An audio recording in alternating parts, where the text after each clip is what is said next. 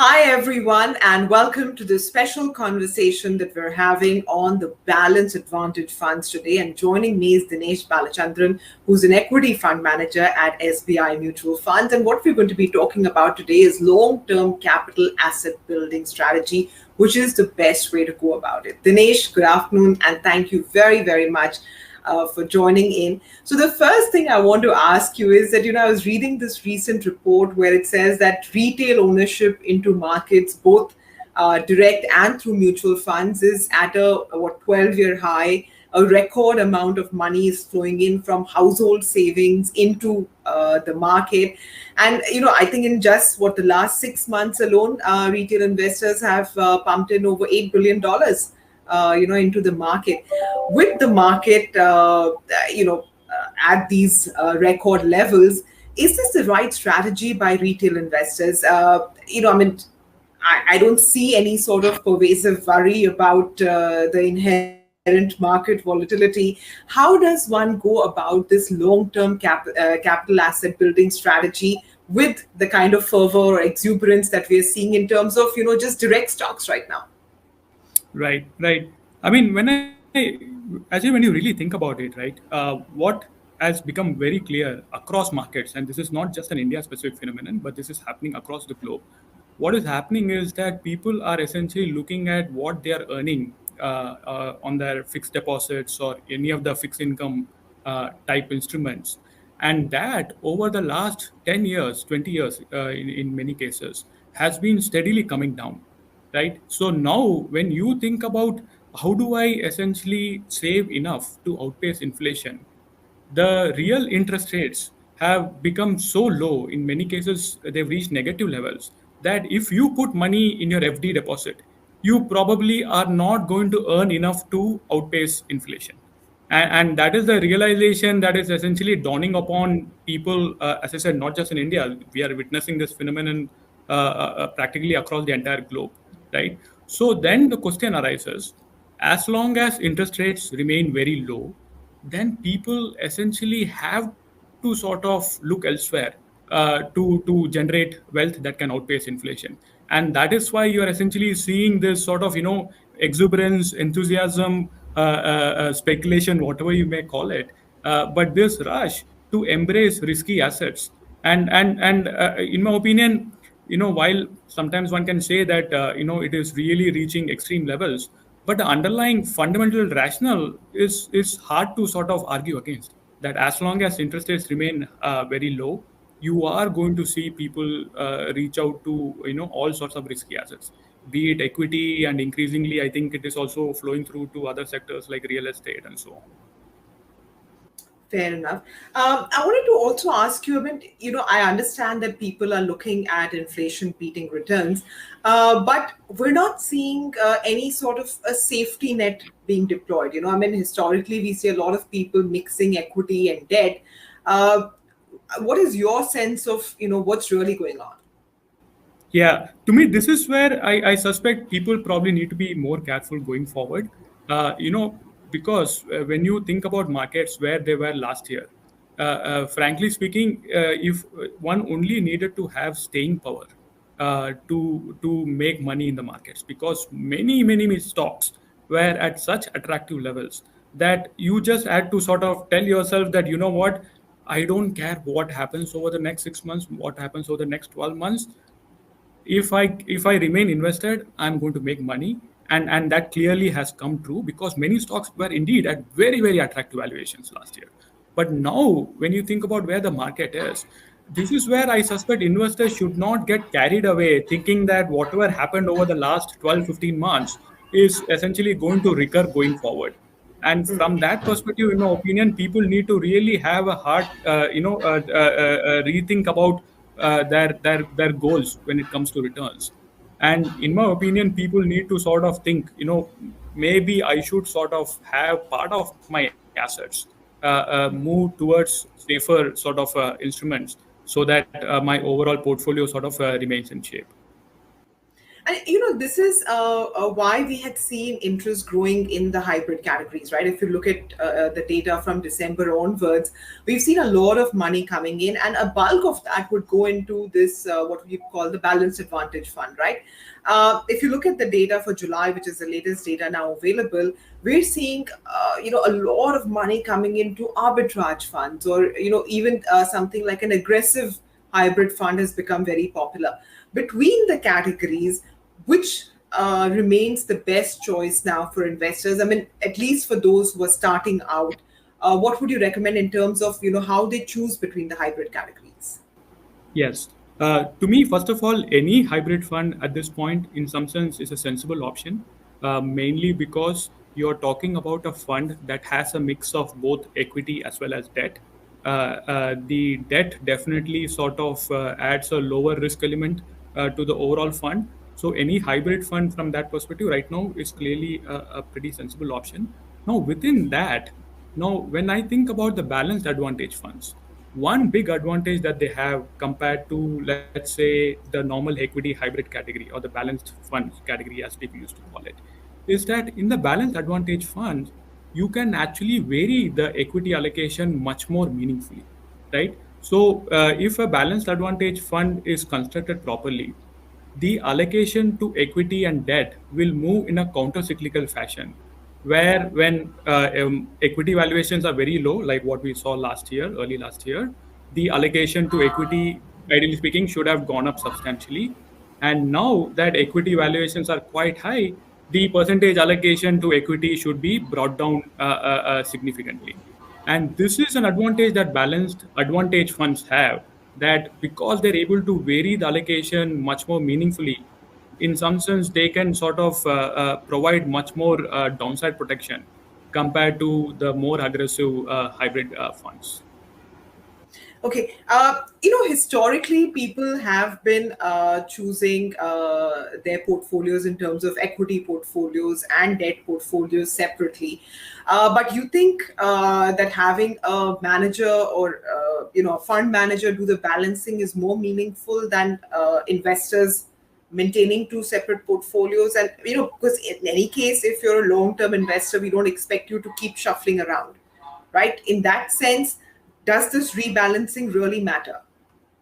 Yeah, while what I say might be a bit self-serving, but I honestly believe that having someone do the dynamic asset allocation part can be quite helpful, because think about it, right? Now, from a conceptual perspective, any investor can do it. Essentially, what they need to do is they need to really follow both the equity markets and fixed income markets on a regular basis. They should have a coherent framework upfront in terms of when they would want to change the allocation between these asset classes. So they need to have a good understanding of what would be an opportune time to change the allocation. The other issue that they need to worry about is when you switch out of equities, particularly if you have individual stocks, you also have to worry about the tax liability associated with that. So that is another headache that you need to deal with. When someone deploys money in a balanced advantage fund, effectively what are they getting? One, assuming the manager has a sound rational framework, the dynamic asset allocation part, where the varying of the percentage allocation to each of these asset classes, that is going to be done in a nice counter-cyclical manner to improve the risk return profile, right? Two, from a tax liability perspective, investing in such a fund is definitely much more efficient compared to doing it yourself. And three, essentially, even the security selection part, you are essentially leaving all that headache in some sense to the manager, and you're saying that, I don't need to worry about all this. You do all this, and just make sure that you do it in a proper manner. And if someone does that, I think it actually adds a lot of value to any investor for that matter. Okay, so let me ask you then that, if I were to run separate portfolios for myself as a retail investor, which is separate equity and separate debt, I have the choice to see my, risk tolerance and decide whether I want large cap, mid cap, small cap, etc., or, what is the proportion I want in my equity portfolio. Likewise, I will choose either, a AAA fund or a credit risk fund, etc., on the debt side. Now, for the hybrid category, there is no such yardstick given out by SEBI that the equity portion should have a certain risk profile or the debt portion should have a certain risk profile. So, how do I know that the debt portion will not be run like a credit risk fund, or the equity portion will not be full of just small cap stocks? I mean, how does an investor assess that? Right. Actually, what is interesting is when we talk about SBI Balanced Advantage Fund, here we think about the portfolio construction process in three steps, where step one is the allocation between equity and debt, right? Where we are going to monitor that and review it and rebalance it periodically. In step two, within equity asset class, we also explicitly try to figure out at any given point in time where is the maximum risk reward. Is the maximum risk reward in the small cap space or is the maximum risk reward in the large cap space? And even from a stock perspective, we are trying to figure out where is the highest possible risk reward from a security perspective. Is that in value stocks? Is that in growth stocks? You can also think about it in terms of cyclical versus defensive stocks. So these decisions are an explicit part of the overall portfolio construction process. So what it means is that at the end of the day, the allocation even within the equity asset class is going to be changed in a dynamic fashion whereby the investors, logically speaking, should benefit. Because why should I just categorize my fund as a large cap fund? Or why should I categorize my fund just as a mid cap fund? Ultimately, what you want to do is you want to tilt the portfolio in the direction where there is maximum risk reward. So, if at any given point in time there is better risk reward available in large cap space, let me go there. If there is better risk reward available in the mid cap space, let me go there. And so, at least the way I think about it, ideally you want a flexible fund there where assuming there is again an objective framework in terms of how to think about various segments of the market, you want a fund that has the flexibility to either be in large caps or be in mid caps, or on the fixed income side, whether you want to be very long in duration space or whether you want to be sort of buying very short maturity papers, whether you want to go down the credit spectrum. So these are decisions where if a manager has the flexibility and uses it well, it can really add to the risk return profile of the fund. That's how I would Dinesh, like to think about it. are they really all season funds like they're being marketed out to be, or are there certain market cycles when a hybrid fund or say the balanced advantage fund does particularly well? Right. So whenever you have inherently more volatile periods, where essentially markets go through more turbulence, hybrid funds will always score well in such markets, because what happens is that hybrid funds are inherently programmed to take advantage of volatility, where whenever markets zoom up a lot, hybrid funds will reduce their allocation to equities, and when markets correct a lot, the hybrid funds will inherently increase allocation to equity, right? So any time you have sort of volatile markets where markets are doing a lot of up and down and that kind of stuff, hybrid funds score very well in that environment. Now, the environment in which hybrid funds might lag would be essentially one of those explosive, bull markets where markets know no direction but to just keep going higher, right? In that case, what might happen is that valuations can go from cheap, which is great, to neutral to expensive to very expensive, and it can just sort of keep going northwards. And at some point, hybrid funds will reduce the allocation to equity. But if the market just keep going north without any signs of stopping, in that case, on a relative basis, hybrid funds might lag. But I think that is still okay, because for most investors, when they are thinking about absolute return, when they are thinking about some minimum return that they want, whenever they invest in such a fund, they will anyway get that, even in that environment. So while maybe we probably overuse the term all season or all weather fund, but if I have to think about one fund which probably comes close in terms of logically being a core part of an investor's portfolio, to me, something like a balanced advantage fund honestly sort of matches that. Again, the reason simply being, one, you have a mix of equity and fixed income. Two, the allocation between equity and fixed income is varied in a nice counter-cyclical manner. And so when you put it all together, you essentially get good returns, but at the same time, the downside risk is going to be mitigated compared to putting in a 100% equity fund. Okay. So one final question then about your own balanced advantage fund. What is going to be the USP? Because I mean, this is a market that's already crowded, right? Right. Are you looking at, say, international exposure? What is it that your fund will bring to the table? Right. So, frankly speaking, when we thought about this fund, the idea was not to sort of necessarily do something different. I think that was not the way we approached it. The way we approached it was there is a pressing need for such a product. We didn't exactly have such a product. So, we wanted to do the best thing that we possibly can do for such investors. Right. So, when you look at the underlying framework of this particular fund, the parts that we particularly like are one, when we think about valuations, we do not think about just absolute valuations. So we do not say that just because the price to earnings ratio of the index is 25, that inherently implies that it's very expensive. We look at everything from a relative perspective. So we want to think about equity valuations relative to fixed income valuations, and then take a call in terms of whether something is truly expensive, or, as I said, when fixed income yields are so low, all else being equal, you should expect equity valuations to be on the higher side. If they are not, then they are actually cheap. So the relative valuations for us matter a lot more than absolute valuations. And two, we have this sentiment index that we created in-house, which really supplements our valuation based framework. The reason for that is that we've all seen that markets can remain overvalued or undervalued for extended periods of time.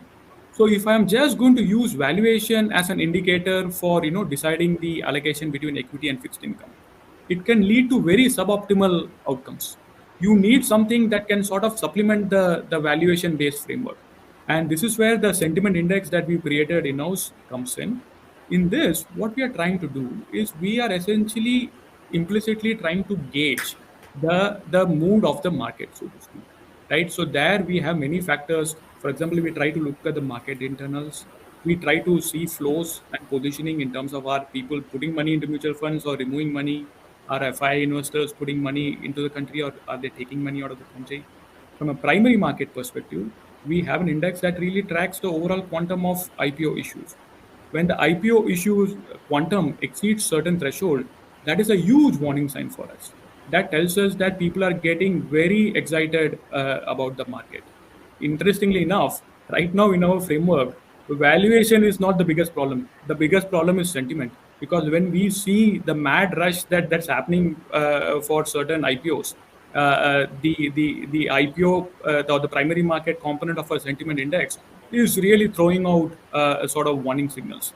So this sentiment index, we think can really supplement the valuation part. And when you put it together, uh, at least from our perspective, it gives a much better sort of framework for thinking about asset allocation rather than only a valuation based framework. One final question, which is that, I'm just looking at the data within the hybrid space. Of course, for those who are watching, there are six types of hybrid funds available, right? So total hybrid funds, there are 138.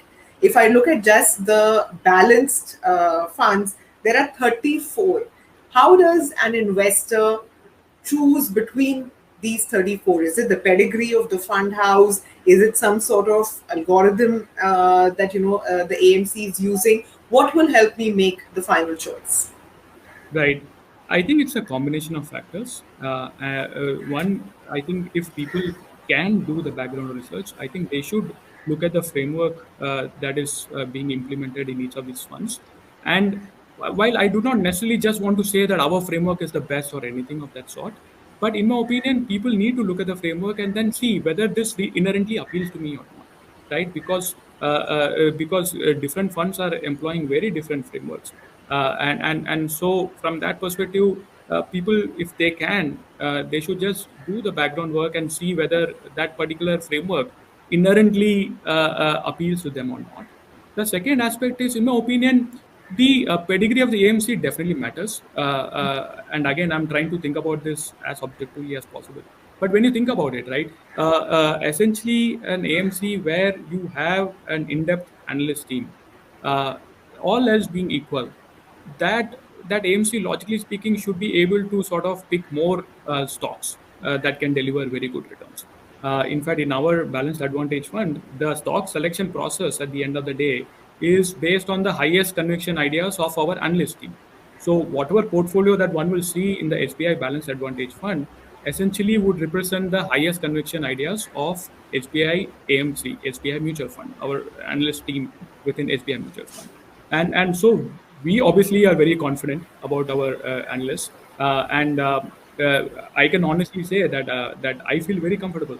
Now, whether others will also have the same resources, whether they can also do something similar, I guess one will have to see. But to me, the pedigree or the reputation of the AMC definitely matters. Dinesh, thank you very much for joining in and talking about this subject. And we wish you all the very best with your new fund. Thank you so much, Sumaira. Very nice talking to you as well. Thank you. All right, so with that, we have come to an end of this special conversation. I hope you enjoyed it. We look forward to hearing your comments and suggestions, questions too, if you have any. And for now, we'll wind up, and I hope you stay safe. Thanks for watching.